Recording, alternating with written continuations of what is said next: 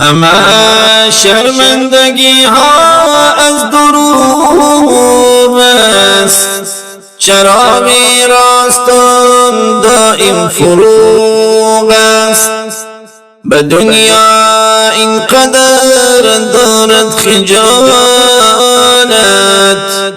چه باشد خجلتی روز قیامت. مشو کجرو بسالیگ راستان باش، گره بکشا چونه اندر فغان باش.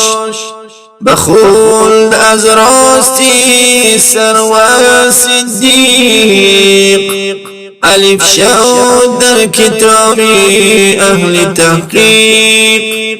بخدمت شو نظر کن بنده ها را، مکن افعال این شرمنده ها را. نهالی کج شود از باب بیرون، بفرق سگ میبارد زی هر سون.